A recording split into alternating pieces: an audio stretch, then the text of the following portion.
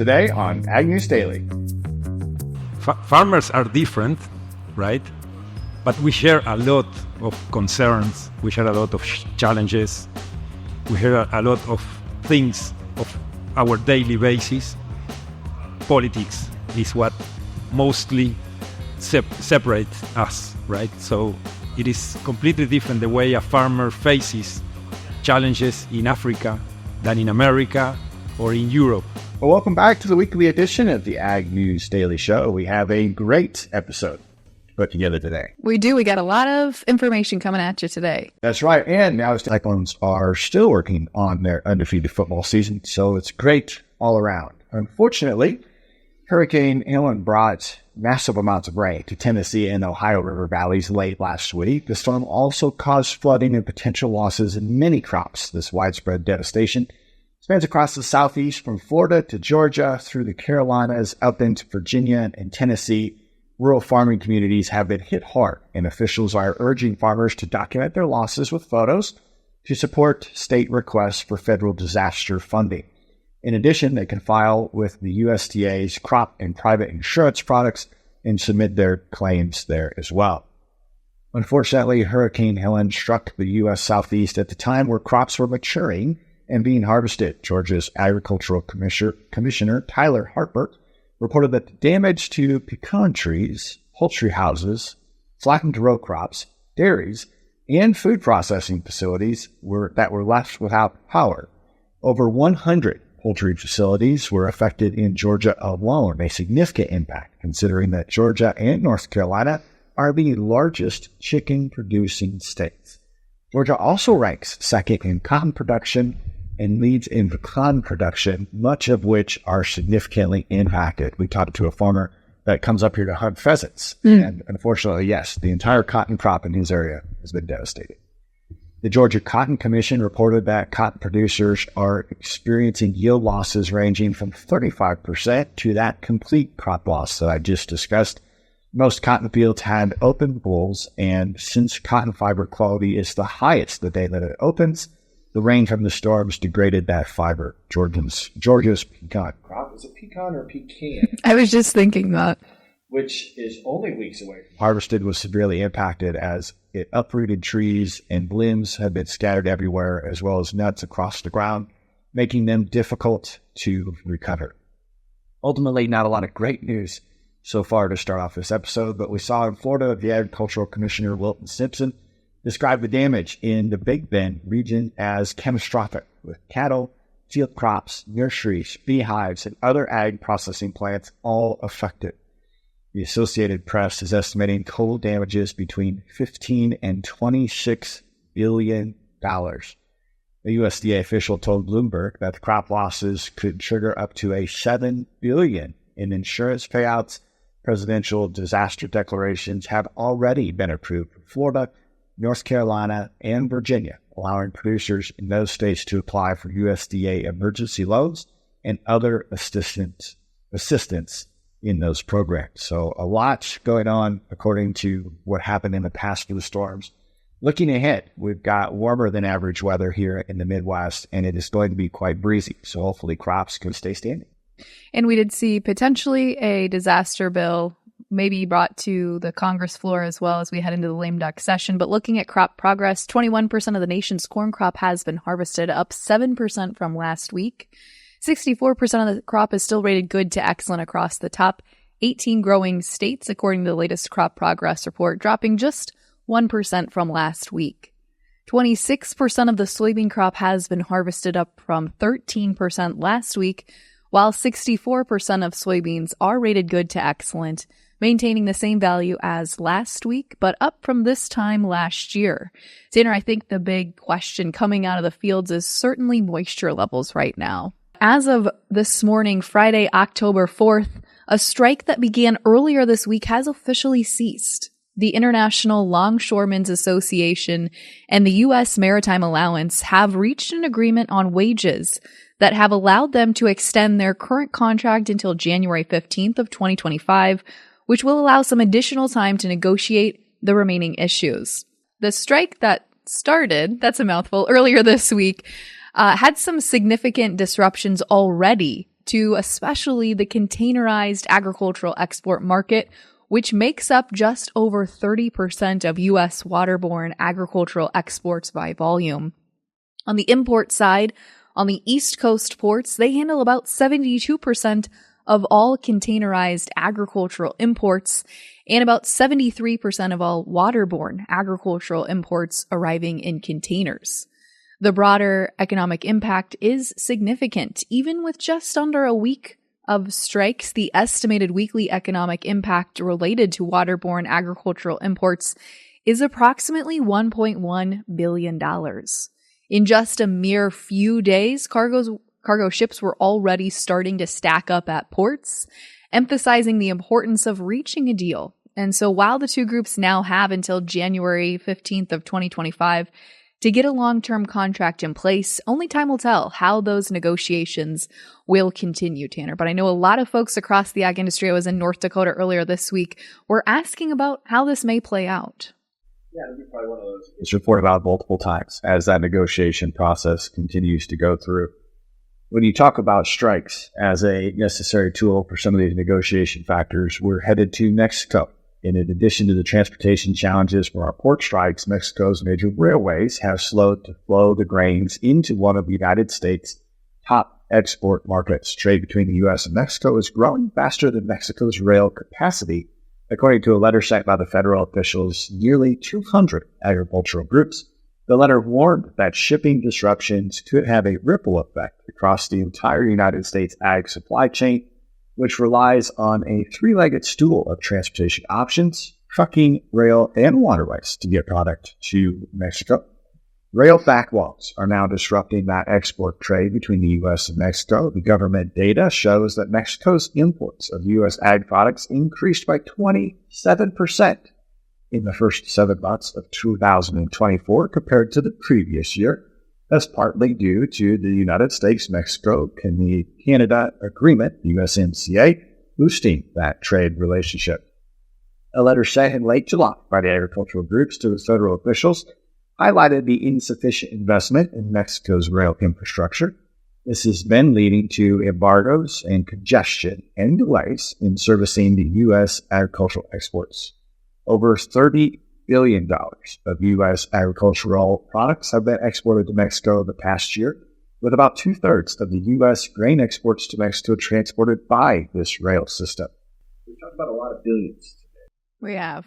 Especially those billions of dollars affecting the agricultural sector. Mike Seifert, the president of the National Grain and Feed Association, told lawyers that the situation has left some U.S. grain sellers scrambling to find new buyers for their crops, while also struggling to get empty rail cars back from Mexico to fulfill shipments other places. However, the USDA's weekly grain transportation report shows some positive signs. For the week ending September 19th, grain inspected for export was up 40% from the previous week, 48% higher than the same week a year ago in 2023, and 66% above the 3-year 4-week average. We're going to turn our attention now to the World Dairy Expo, which took place this week in Wisconsin. While we're here in the studio, our Ag News Daily team member Michelle Stangler is reporting from her home state of Wisconsin at the Dairy Expo. Cows, cheese, and many connections were made at the event. Let's hear more about what was happening in Madison, Wisconsin.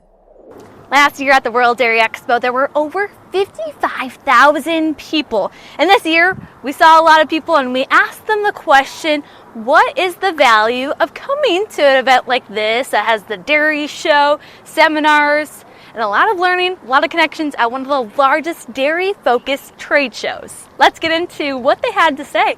What I see here on the World Dairy Expo is a lot of dairy people in the dairy industry that are from all over the world, from Australia, the Middle East, Europe, England, and so many countries, a lot of interest in the dairy industry and sharing the passion. The best thing about World Dairy Expo is not only just the great cows, but it's the people. This is like coming home. For all of us, and with professional dairy producers, we value having an opportunity to see our thousands of members, if they're allied industry partners or if it's our fellow dairy farmers. Well, I think there's many different values. First of all, I think it's connection with people and cattle.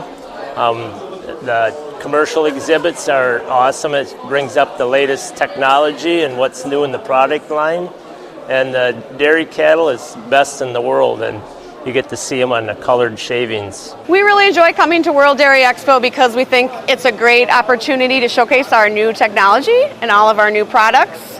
Another reason we really enjoy coming here is because we just like to talk to the dairy producers, find out what their hot issues are on the farm, how we can help solve them. Maybe they're thinking about doing a new project. We like to talk to them about a lot of different things. At GIA, we have a lot of different products, so we can talk to them about milk quality, we can talk to them about their manure management needs, we can talk to them about new parlor products. So we really like that we have a wide array of things that we can help producers with. I think this is such a fantastic show to come and meet so many dairy producers all in one place. For us, we're a small business that designs and sells women's workwear. So I think it's so great to come and meet the girls who are working in the barns every day, for them to get to touch and feel and try on our product for the first time. And they all have a unique role here at the World Dairy Expo as well. Started my day out today at a breakfast with the Rabo, the whole global research team, and it was great to see about what are some of the trends. Where is milk most likely to be made? Where are some of the losses and declines around the world of where they're not going to be producing as much milk? And for me, as a Wisconsin, but even moreover a U.S. dairy farmer, I was very inspired to know that the U.S. dairy economy has a great amount of potential, and that we'll have an opportunity to continue to feed the world. So this year I was working last week helping the cattle trucks and trailers enter the grounds and get parked and unloaded. And this afternoon I'll be out there helping the truck and trailers get back on the road to get home.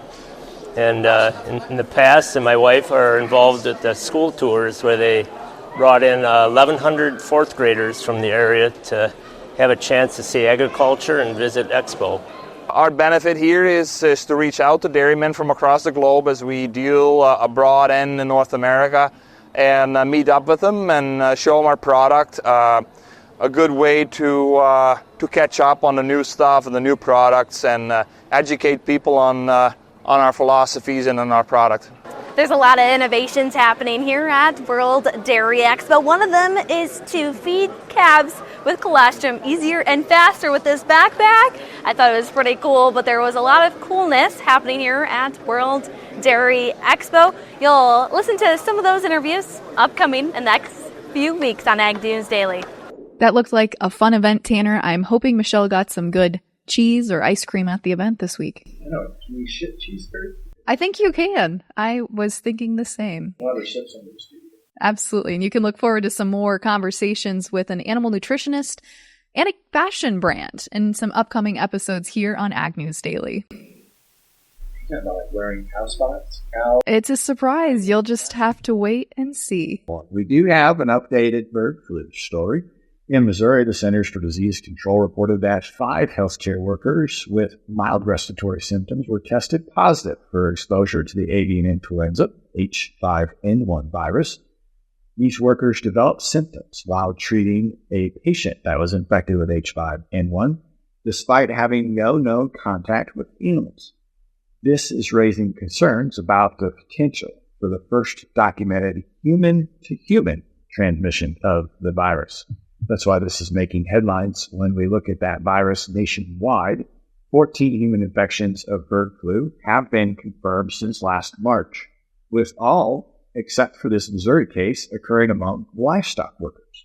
So without knowing how this was transmitted, the CDC is continuing to keep an eye on this. On the animal health front, the USDA reports that 213 dairy herds in 14 different U.S. states have confirmed cases of avian influenza infections in their dairy cows.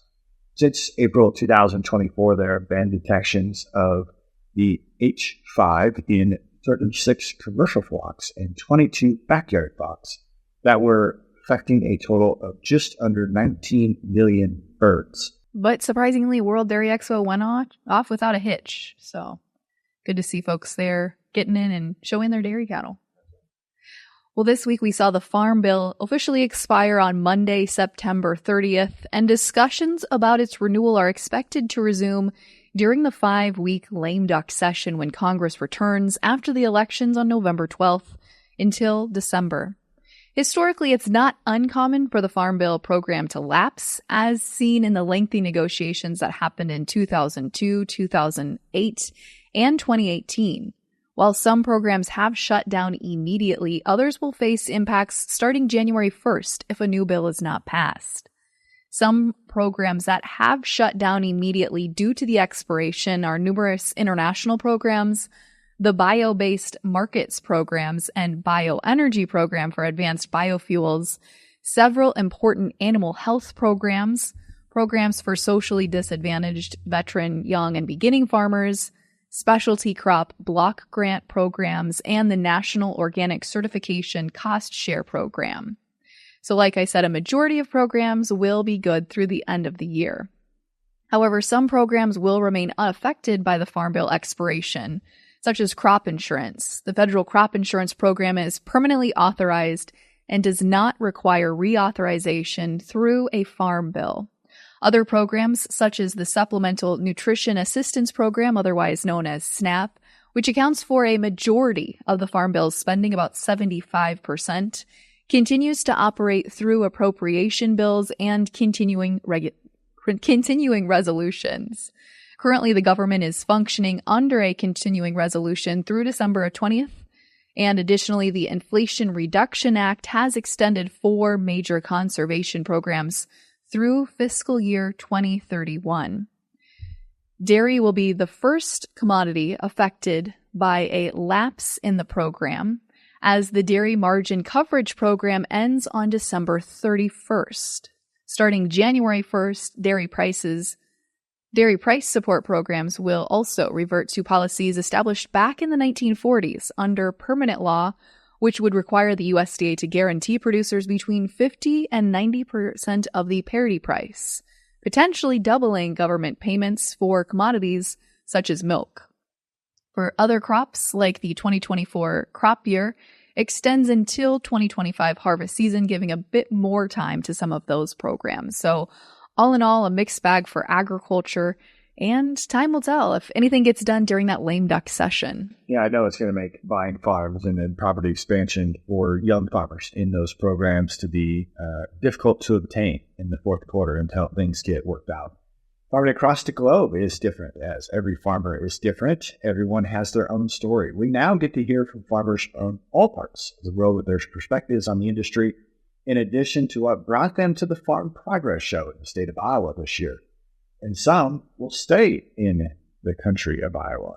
Let's dive into that interview and find out what we're talking about. Super excited today to be joined by 3 farmers from different countries and all members of the Global Farmer Network, joined by Gabriel, Marcus, and Bill. Gabriel, you're from Uruguay. Marcus, a farmer from Germany, and Bill, a farmer here in the great country of Iowa, Bill, as you like to say.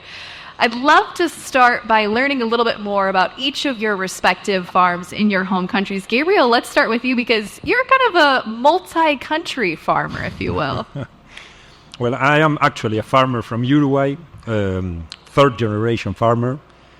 I work in southwest Uruguay, which is the corn belt of Uruguay, even when we don't make that much corn as here. I started farming in 1998, first with my family and then by myself in 2010. And I basically do no-till crops, some livestock. I organize travel with farmers. I'm part of the Global Farmer Network. Well, I belong to several organizations. I enjoy these kind of things, of sharing knowledge a lot. Marcus, what about you? Yeah, so I'm from Germany, northwestern part of Germany, very close to the border of the Netherlands. So my farm is for the area. Typical farm is winter wheat, winter barley, canola, and corn. In the last 15 years, I farm pigs. Also, that's livestock farming. That's normally for our area. And I farm also together with my father the last 15, 20 years. Now it starts, the next generation is farmed with me. But I'm a little bit more with more than 11 generation. So I'm the 12th generation, and they are sitting the 3rd generation. The 12th generation, that is just so phenomenal. We just don't have that here in the United States, to have history that goes back that far. But Bill, your history, your family history also goes back a few generations. Tell us a little bit more about your farming operation here in Nevada, Iowa. Yeah, we're just north of Nevada. We have a feedlot. We're permitted for 5,200 head, and then we farm corn and soybeans. And I guess one of the greatest things that's happened probably in my career is the ethanol industry came in. And 20 years ago was part of a group that we founded Lincoln Way Energy. And so when you look at the feed, fuel, and fiber that we're able to produce in Story County and all around the state, because Iowa is one of the largest ethanol states, it's just amazing what's happened, and be able to keep those dollars in our communities. And I guess the greatest thing that's happened with the Global Farmer Network, I do a lot of work in Washington, D.C., the past probably 20 years, but this has allowed me to go on a I'd say an international cruise, to be able to talk about American agriculture and maybe help some of those countries that are having challenges, like the Netherlands, or we go over and talk to Germany, how they farm and some of the issues and challenges they have, and how do we get in front of their governments and their policymakers to make their life a little easier. Now you're all here together with the Global Farmer Network. What is that, and how do you connect with a lot of different people from across many different countries? Well, I guess let me go first. It is truly amazing to think that the three of us, well, I've known Gabriel for quite a while. He's been to my place a couple different times. But I always say that Gabriel's my brother from a different mother. And Marcus, we spent almost, we went over there twice, and we've spent a week with him and his family and driving around the country and going to Agritechnia. And to be able to be on the board of directors now of the Global Farmer Network, it's allowed me to be part of that group that gets to look for those new individuals that we need to nominate and bring forward and get into this group and help vet them. And so this last summer, we had 208 applications to go through for 18 spots. And this is worldwide. And after you do something like this, and then I followed the group to Ireland to make sure that we did our job correctly, it was just amazing. We came away with 18 new relationships from all around the world. It's really unique. The Global Farmer Network is a nonprofit. We have just over 270 members from, I think, 65 or 67 different countries. You three, of course, representing 3 of those. But it's just so phenomenal to see some of the stories. These are really kind of the cream of the crop farmers from each of their respective countries. Gabriel and Marcus, you guys have been members a little bit longer than Bill. Tell us about how you first came across the GFN, and why did you decide to join this organization? With me, it was maybe a little bit funny. So I was introduced to the Global Farm Network by farmers from the US, from guys from the US. So I start, I think, 10 years ago, now more. It was with the first iPhone, with Twitter. So I was the first farmer in Germany on Twitter. And because there were no farmers, so the only farmers on Twitter were US guys. And that was the reason why, get very easy with them connected. And from this group, someone introduced me to the Global Farm Network. And in all this time, I love to communicate, speak about farming, and I think that's it's the best way is that farmers speak about farming for the audience, not speaking over farmers. So and that works so great with the Global Farm Network, because I was asked 2 years ago to speak at the European Parliament about what's happened when it comes through that we ban pesticides to export to different countries. And they thought, okay, you are now so many farmers, you know so many farmers from Africa, maybe you can explain what's happened to them. They say, hey, I'm a farmer from Germany, so you had to ask a farmer from Africa for that. So I connecting to Mary, to our CEO from the Global Farm Network, and she organizes that someone comes over. And that's what I love with this Global Farm Network. It helps extremely to communicate, and also it's for every time a learning process for us. So that's it's opened your minds what's happened around the world on farming.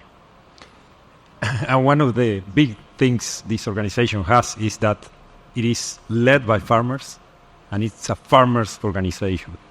So it is a true voice of farmers speaking every time somebody representing the Global Farmer Network does.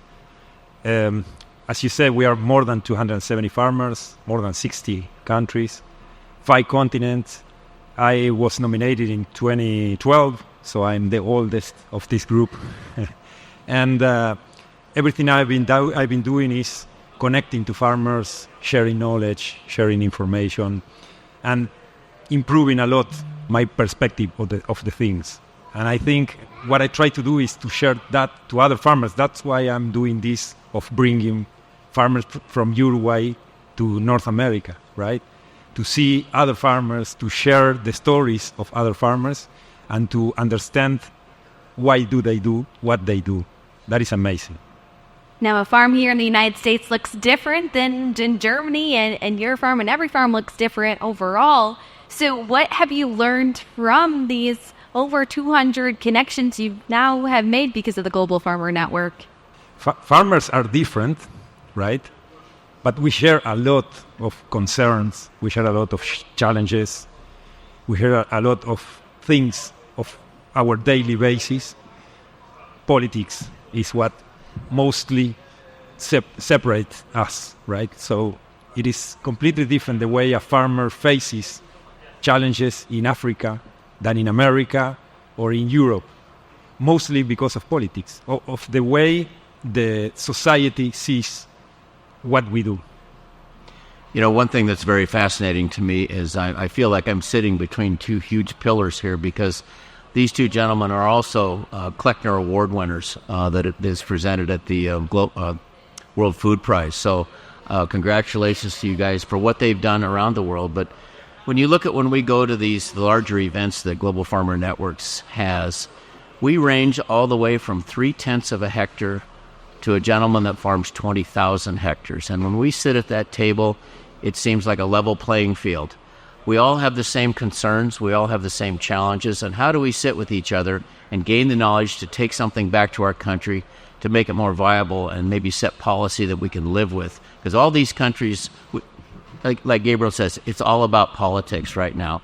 And how do we make sure that they have the opportunity to have the same tools in the toolbox as we do in the United States? Yeah, that's one part. Is the toolbox, and also these. So I'm from Europe, so we have a big discussion with our politicians and especially with NGOs. So they had a big influence on especially on the green politicians, and I think we had to work together as farmers worldwide as these NGOs, because they work very well together. So, and then they talk about maybe this discussion in Europe about GVO, genetically modified GMOs, so it's in English. They talk about that in India we'll have a lot of farmers, they kill themselves because of bad experience with GMOs.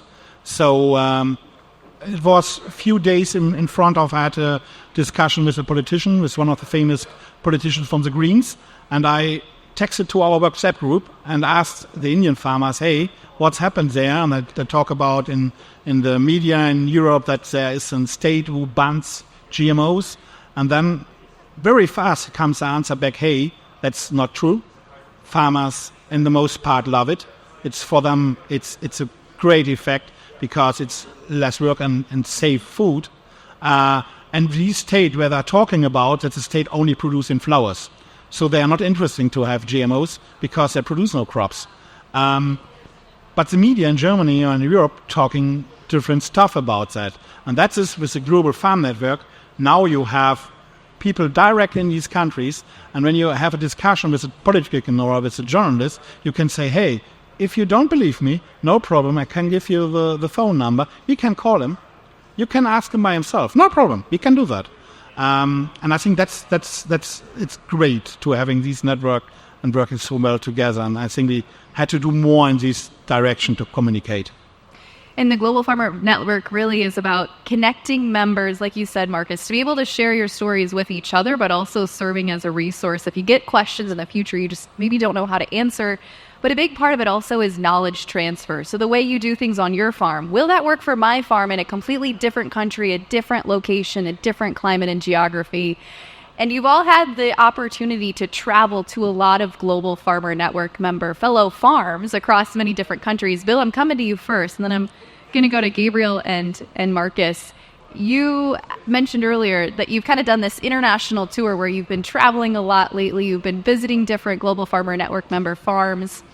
Visiting Gabriel and Marcus's farm in particular, tell me about what that experience was like and what did you learn that really kind of opened your eyes to something different than farming here in the great country of Iowa? Well, the one that comes to mind first is probably our first experience where we all got together in Argentina. But Bev Flatt from Bayer found out that I was going to go to the meeting, and so she asked if I would go with her and interview a Nuffield scholar. And so we started in Colombia. From there, we went to Chile and interviewed the person. Then we all ended up in Argentina, where the Global Farmer Network, there probably had to be 100 of us at that. So Gabriel was there, and he says, hey, while you're here, why don't you just jump in the pickup, and we'll drive back to Uruguay. So I jump in a pickup truck with 3 other Global Farmer Network individuals from around the world. We go to Uruguay, we spend time at Gabriel's farm, and then Bruce Rastetter found out I was down there. He says, you get to Sao Paulo. He says, I'll pick you up on the airplane and we'll go up and look at the ethanol industry and what's going on up there, and visited many feedlots and along the way.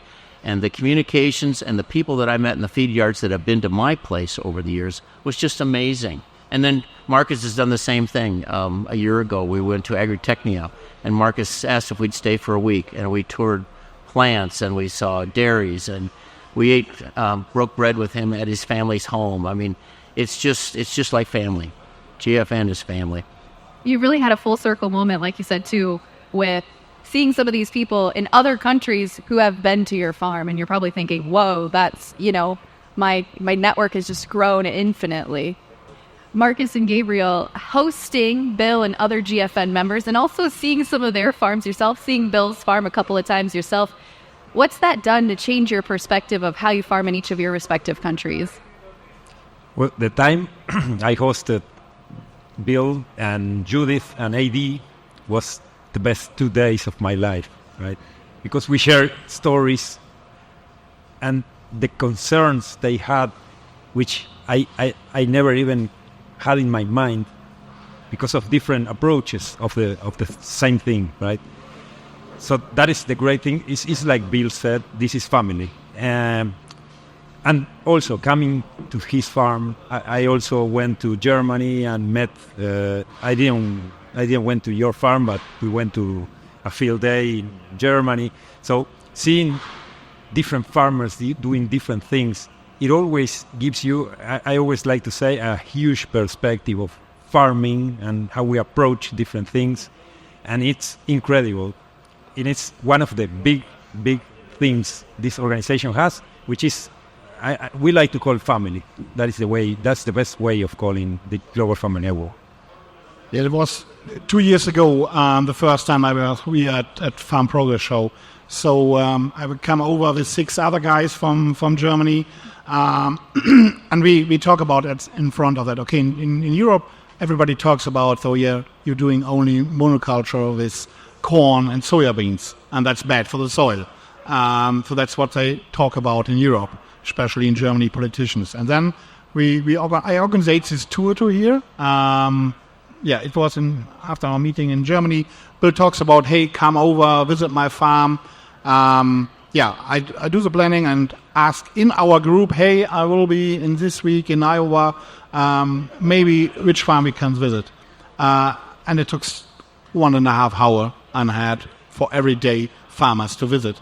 And then we stay there with the Global Farm Network farmer and their fields.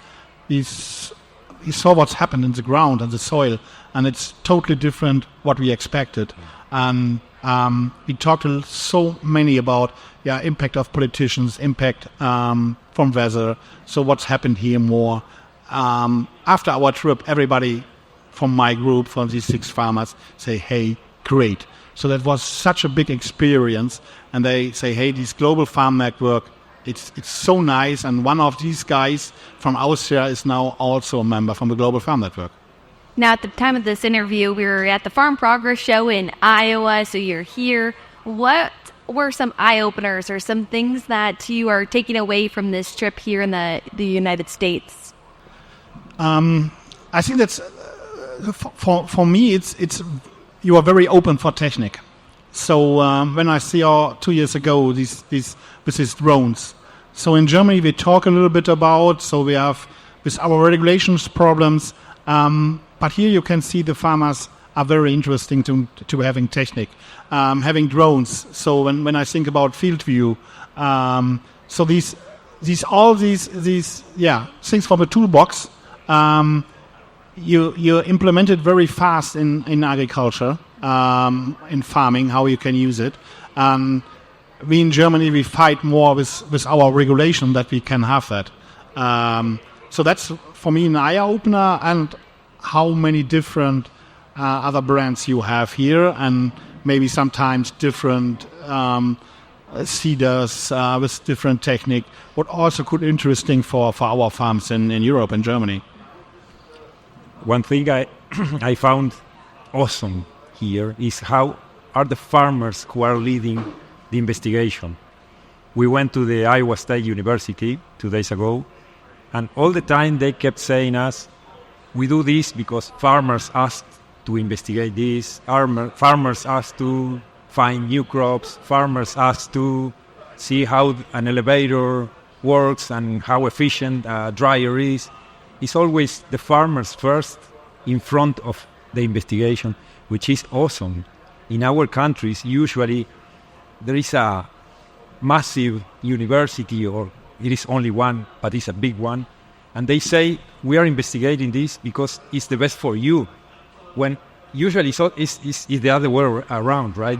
Usually technology starts first at the farm and then gets to the universities or education. Well, here is exactly that way, and I found that impressive.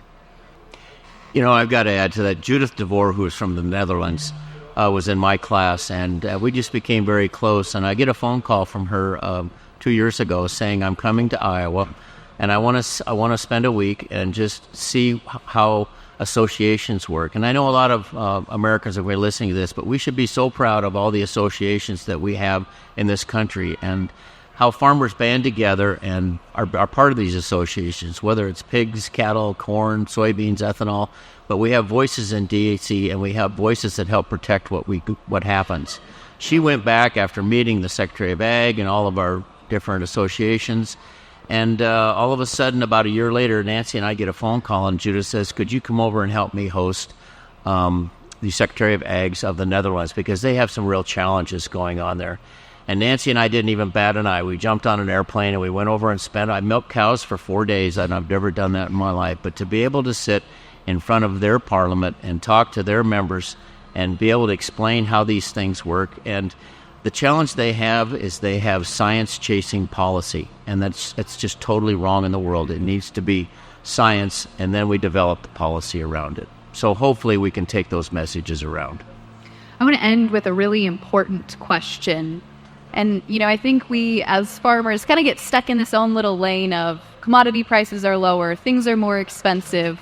There's just lots of global challenges. But agriculture's future is very bright, I think you would each say. So as you look to the future of agriculture, that next generation, Marcus, your son's sitting here. He's come with you to the United States today. Hopefully he has an interest in taking over the family farm someday and being the 13th generation. But as each of you look at what's ahead for agriculture, what keeps getting you up in the morning? What's got you excited about what's yet to come? So for me, I'm totally interested in farming. I love farming. Love to do stuff, get my hands in the ground. And I talk to my boys, hey, you can also be a farmer. You can also produce food for Germany, but maybe about our politician not in Germany. I think there's so much space for farming, and especially when you open your mind and building a great network, it's so much fun to do farming. So when you love this stuff, then it's not a job. Then it's more than a job. It's your life. You love it. So then it's very easy to stay up every morning very early. Exactly the same. Passion is what leads us to what we do. I'm 100% convinced on that. My son is also he's finishing his university in agronomy, and he started doing that. I never told him to study. You can do whatever you want, right? And he entered to the agronomy university, and I asked him, why are you doing that? Just to know. And he said, because I look at you and I love what you do. So that, imagine, it was awesome. Passion leads us three and all the farmers in the world. It is a challenging work for sure, a long hour work for sure, but you ask a farmer and everybody's going to say the same. We love what we do.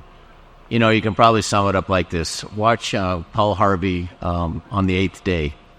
And the gift that God has given us is our family has come back to do what we did. And it truly is a gift from heaven, because who else is crazy enough to dig a little hole in the ground, put this round thing in it, and have faith that it's going to grow and produce? I mean, it's the most gratifying thing in the world. This is my 51st crop, and to have my sons come back and take over, and now they take it to the next level, because I've outgrown it. I guess I'm to the point to where, and I look at what our sons are doing between the drones and between all the technology that they've got, and you just sit back and smile and just let them go, because they're going to make it better, and they're going to do a great job at it. Amen.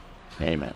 How can our viewers and listeners get involved in the Global Farmer Network and find more information? So, go to our website, and then you can apply there that you have an interest, or talk to us as farmers, as members, if you know one, and we will see what we can do.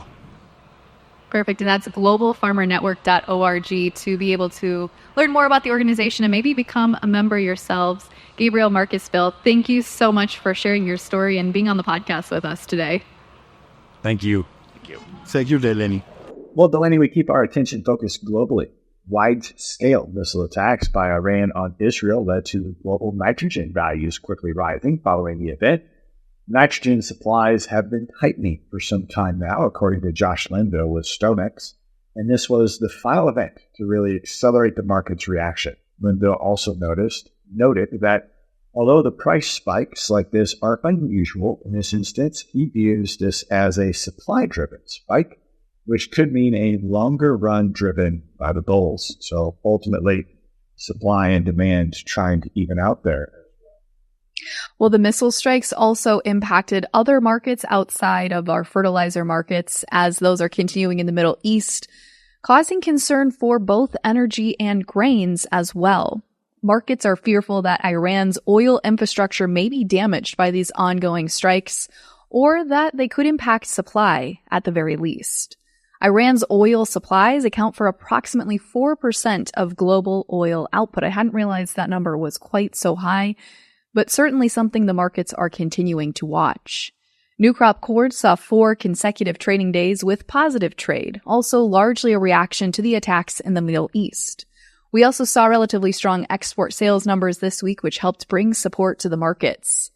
And as we look at yield here as we head into a big stretch of harvest, StoneX reported this week in a new customer survey they are pegging the U.S. corn crop at a 184 bushel per acre, up from their 182 reflection last month.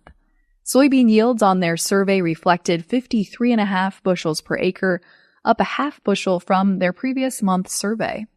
The numbers confirm for StoneX that this year's crop is certainly large, but they're saying markets have likely already priced in a large yield number such as this. They're also suggesting we're seeing major price support for November soybeans around the 10.45 mark on the board. In the wheat complex this week, both Russia and Australia have cut their production estimates, and Russia has gone as far as saying that a potential export ban may be once again in their future. Below average rainfall in the southern region of Australia, where a good deal of wheat is grown, has now led to expectations that we could see a decline in production anywhere from 6 to 9% across those southern regions. These figures were also reflected across their barley and canola production as well. So a lot of different market factors playing out there, and interesting to note that we've kind of been seeing this counter-seasonal rally here as we do head into harvest season. It's certainly making producers think as they roll through the field as to what their marketing decisions would be. One other thing to think about, Delaney, is the farm rescue team, who typically goes into action helping those farmers and families in need, are also busy this fall. So if you've got a second, go check out what Farm Rescue has going on. And if you feel it in your hearts to give, please do so. It's one of those missions that you don't want to ever use, but if you need to use it, you're happy that it's there. But I enjoyed, again, being a part of the show in the middle of harvest season. Enjoy our listeners interacting with us and sharing what their harvest season looks like as well. So make sure you touch base with us on social media. Watch us on YouTube. What do you say, Delaney, for today? Let's let him go.